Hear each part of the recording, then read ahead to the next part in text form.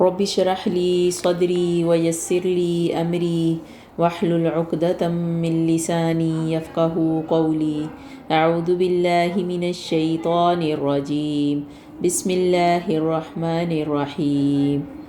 آج میں آپ کے ساتھ کچھ صحت کو فائدہ دینے والی غذاؤں کے بارے میں بات کروں گی کہ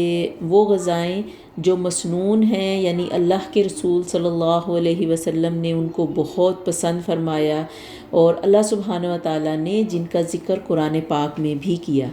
ان میں سب سے پہلے کھجور کا ذکر آتا ہے کہ کھجور غذائیت سے بھرپور ایک پھل ہے، یعنی اس میں ایسے اجزاء پائے جاتے ہیں کہ جس میں بہت سی انسانی جسم کی دردوں کا علاج ہے۔ اللہ کے رسول صلی اللہ علیہ وسلم نے کھجور کے بارے میں فرمایا کہ جس گھر میں کھجور نہیں وہ اس گھر کی مانند ہے جس میں کوئی کھانا ہی نہیں، یعنی دوسرے لفظوں میں یہ کہہ لیں کہ کھجور اگر گھر میں نہیں تو سمجھے کچھ بھی کھانے کے لیے نہیں ہے۔ حضرت عائشہ رضی اللہ تعالیٰ عنہا فرماتی ہیں کہ آپ صلی اللہ علیہ وسلم نے فرمایا، اے عائشہ، جس گھر میں کھجور نہ ہو وہ گھر والے بھوکے ہیں، اے عائشہ جس گھر میں کھجور نہیں وہ گھر والے بھوکے ہیں۔ اور آپ نے یہ الفاظ 2 یا 3 مرتبہ دہرائے۔ تو اس کا کیا مطلب ہے کہ کھجور ایک بھرپور کھانا ہے، کہ لازمی اپنے گھر میں کھجور رکھیں کہ جب مطلب کچھ کھانے کو نہ ملے تو کھجور کھا لینا بھی صحت کے لیے بہت فائدہ مند ہے، جس سے پیٹ بھی بھرتا ہے اور یہ ایک مسنون غذا ہے۔ اس کے علاوہ کھجور کے ساتھ ککڑی کا استعمال۔ عبداللہ بن جابر کہتے ہیں کہ میں نے نبی کریم صلی اللہ علیہ وسلم کو تازہ کھجور ککڑی کے ساتھ کھاتے ہوئے دیکھا، یعنی اگر آپ کھجور کے ساتھ کھیرا شامل کر لیں، مثلاً صبح میں جیسے اگر آپ نے دودھ اور کھجور لیا ہے یہ تو ایک مکمل غذا ہے، اور دوپہر میں آپ کھجور کے ساتھ کھیرے کا استعمال کریں، یہ ایز اے سنیک بھی ہم لوگ کھا سکتے ہیں، یہ دوپہر کے کھانے کا بھی کام ہمیں دے سکتا ہے، یعنی کھجور کے ساتھ کھیرے کو ملا کے کھانا بھی سنت ہے۔ حضرت عائشہ رضی اللہ تعالیٰ عنہا فرماتی ہیں، میری والدہ مجھے موٹا کرنے کی تدبیریں کرتی تاکہ رخصتی کر کے آپ صلی اللہ علیہ وسلم کی خدمت میں حاضر کر سکیں، لیکن یہ مقصد کسی تدبیر سے جب حاصل نہ ہو سکا، حتیٰ کہ میں نے کھجوروں کے ساتھ ککڑی کو ملا کے کھایا، یعنی کھجور اور کھیرا دونوں چیزیں ملا کے کھائیں،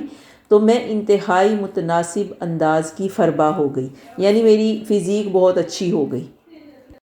اس کے علاوہ تازہ کھجور کے ساتھ تربوز کا استعمال بھی اللہ کے رسول صلی اللہ علیہ وسلم نے کیا۔ عائشہ رضی اللہ تعالیٰ عنہا فرماتی ہیں کہ آپ صلی اللہ علیہ وسلم تازہ کھجور اور تربوز ملا کر کھایا کرتے تھے اور فرماتے کہ ہم اس کی گرمی کو، یعنی کھجور کی گرمی کو تربوز کی ٹھنڈک سے ختم کرتے ہیں اور اس کی ٹھنڈک کو اس کھجور کی گرمی سے ختم کرتے ہیں، یعنی دونوں کو ملا کے کھاتے،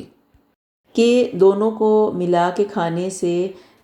نہ تو وہ بات ہوتی کہ جس طرح ہم لوگ کہتے ہیں جسم کو گرمی لگ گئی ہے، پتہ نہیں بہت زیادہ کھجوریں کھائی ہیں، اور نہ ہی جسم کے لیے بہت زیادہ ٹھنڈا ہو جاتا کہ صرف تربوز بہت زیادہ کھانے سے۔ اس لیے اللہ کے رسول صلی اللہ علیہ وسلم دونوں چیزوں کو ملا کے کھاتے۔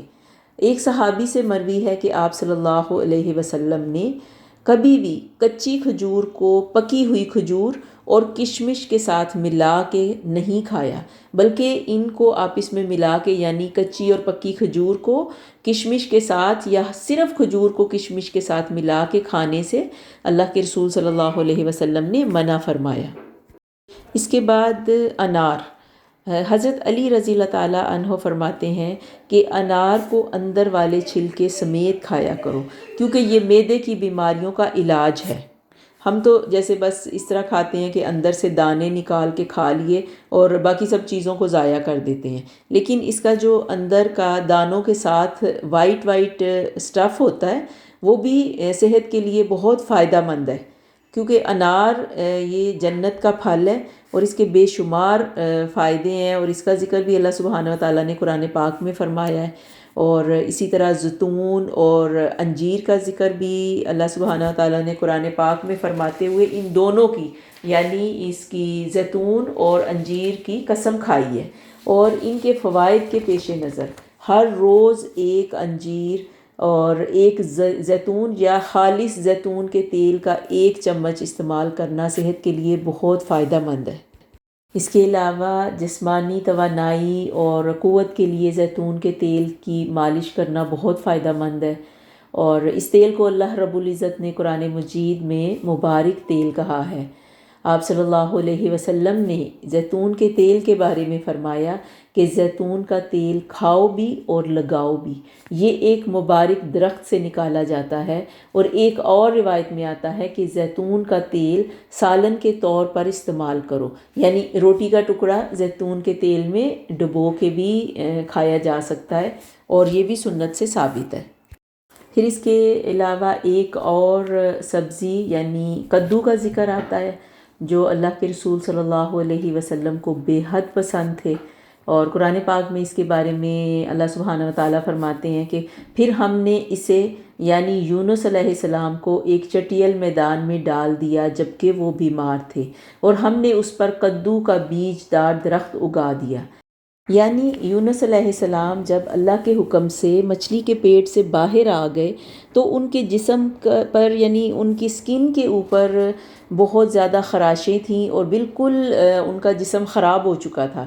تو اس پر اللہ سبحانہ وتعالیٰ نے فرمایا کہ ہم نے اس پر کدو کا بیج دار درخت اگا دیا، یعنی کدو میں شفا ڈال دی، اور وہ جتنا کھائیں گے ان کے جسم کے اوپر، ان کی سکن کے اوپر جو بیماری ہے وہ ختم ہوتی جائے گی۔ اس کے علاوہ انس بن مالک رضی اللہ تعالیٰ عنہ فرماتے ہیں کہ ایک درزی نے آپ صلی اللہ علیہ وسلم کو دعوت پر بلایا، اور وہ کہتے ہیں کہ میں بھی اس دعوت میں شریک تھا۔ اس درزی نے روٹی اور شوربہ جس میں کدو اور گوشت تھا رسول صلی اللہ علیہ وسلم کے سامنے پیش کیا، تو میں نے دیکھا کہ اللہ کے رسول صلی اللہ علیہ وسلم کدو کے قطلے پیالے میں سے تلاش کر رہے تھے، یعنی اس میں گوشت بھی تھا اور کدو بھی، لیکن آپ گوشت کے بجائے کدو کو اس میں سے ڈھونڈ رہے تھے۔ اس دن سے آج تک میں بھی برابر کدو کو پسند کرتا ہوں۔